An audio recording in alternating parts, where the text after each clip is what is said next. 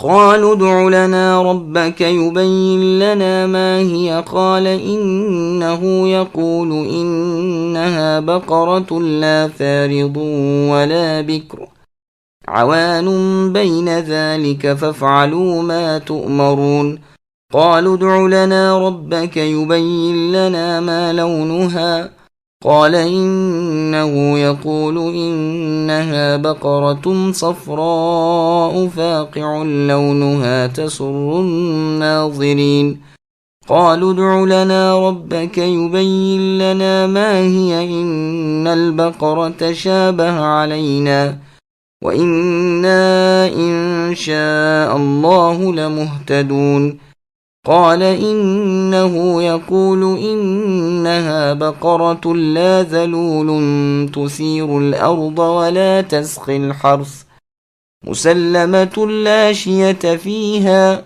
قالوا الآن جئت بالحق فذبحوها وما كادوا يفعلون. بنی اسرائیل نے موسیٰ سے کہا، اے موسیٰ دعا کیجئے کہ اللہ ہمارے لیے اس گائے کی ماہیت بیان کر دے۔ آپ نے فرمایا، سنو، گائے نہ تو بالکل بوڑھی ہے نہ بچی، بلکہ درمیانی عمر کی نوجوان ہے۔ پس اب جو تمہیں حکم دیا گیا بجا لاؤ۔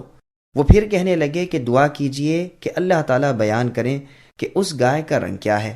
فرمایا، وہ اللہ کہتے ہیں کہ وہ گائے زرد رنگ ہے، چمکیلا اور دیکھنے والوں کو بھلا لگنے والا اس کا رنگ ہے۔ وہ کہنے لگے کہ اپنے رب سے اے موسیٰ اور دعا کیجئے کہ ہمیں اس کی مزید ماہیت بتائے۔ اس قسم کی گائیں تو بہت ساری ہیں، پتہ نہیں چلتا، اگر اللہ نے چاہا تو ہم ہدایت والے ہو جائیں گے۔ آپ نے فرمایا، اللہ کا فرمان ہے کہ وہ گائے کام کرنے والی، زمین میں ہل جوتنے والی اور کھیتوں کو پانی پلانے والی نہیں، وہ تندرست اور بے داغ ہے۔ انہوں نے کہا، اب آپ نے حق واضح کر دیا۔ گو وہ حکم برداری کے قریب نہ تھے، لیکن بالآخر حکم کو مانا اور وہ گائے ذبح کر دی۔ سامعین، اب ان آیتوں کی تفسیر سماعت کیجیے۔ بنی اسرائیل کی سرکشی۔ بنی اسرائیل کی سرکشی، سرتابی اور حکم الہی، امر الہی میں وضاحت کا یہاں بیان ہو رہا ہے کہ حکم پاتے ہی اس پر عمل نہ کر ڈالا، بلکہ شقیں نکالنے اور بار بار سوال کرنے لگے۔ پہلے سوال کے جواب میں کہا گیا، نہ تو وہ بڑھیا ہے نہ بالکل کم عمر ہے، بلکہ درمیانی عمر کی ہے۔ پھر دوسرے سوال کے جواب میں اس کا رنگ بیان کیا گیا کہ وہ زرد رنگ کی ہے اور چمکدار رنگ ہے جو دیکھنے والوں کے من بھائے۔ بعض نے کہا ہے کہ مراد سخت سیاہ رنگ ہے، لیکن اول قول ہی صحیح ہے۔ ہاں، یہ اور بات ہے کہ ہم یوں کہیں کہ اس کی شوخی اور چمکیلے پن سے وہ مثل کالے رنگ کے لگتا تھا۔ وہب بن منبہ رحمہ اللہ کہتے ہیں، اس گائے کا رنگ اس قدر شوخ اور گہرا تھا کہ یہ معلوم ہوتا تھا گویا سورج کی شعاعیں اس سے اٹھ رہی ہیں۔ تورات میں اس کا رنگ سرخ بیان کیا گیا ہے، لیکن شاید یہ عربی کرنے والوں کی غلطی ہے، واللہ عالم۔ چونکہ اس رنگ اور اس عمر کی گائیں بھی انہیں بکثرت نظر آئیں، تو انہوں نے پھر کہا کہ اے اللہ کے نبی موسیٰ، کوئی اور نشانی بھی پوچھیے تاکہ شبہ مٹ جائے، اور انشاءاللہ اب ہمیں رستہ مل جائے گا۔ اگر یہ انشاءاللہ نہ کہتے تو انہیں قیامت تک پتہ نہ چلتا، اور اگر یہ سوالات ہی نہ کرتے تو اتنی سختی ان پر نہ ہوتی، بلکہ جس گائے کو ذبح کر دیتے کفایت ہو جاتی۔ یہ مضمون ایک مرفوع حدیث میں بھی ہے، لیکن اس کی سند غریب ہے۔ صحیح بات یہی معلوم ہوتی ہے کہ ابو ہریرہ رضی اللہ عنہ کا اپنا کلام ہے، واللہ عالم۔ اب کی مرتبہ اس کے اوصاف بیان کیے گئے کہ وہ حل میں نہیں جتی، پانی نہیں سینچا، اس کے چمڑے پر کوئی داغ دھبا نہیں، ایک رنگی ہے، سارے بدن میں کہیں دوسرا رنگ نہیں، اس کے ہاتھ، پاؤں اور کل اعضاء بالکل درست اور توانا ہے۔ بعض کہتے ہیں کہ وہ گائے کام کرنے والی نہیں، ہاں کھیتی کا کام کرتی ہے لیکن پانی نہیں پلاتی، مگر یہ قول غلط ہے، اس لیے کہ ذلول کی تفسیر یہ ہے کہ وہ ہل نہیں جوتتی اور نہ پانی پلاتی ہے، نہ اس میں کوئی داغ دھبا ہے۔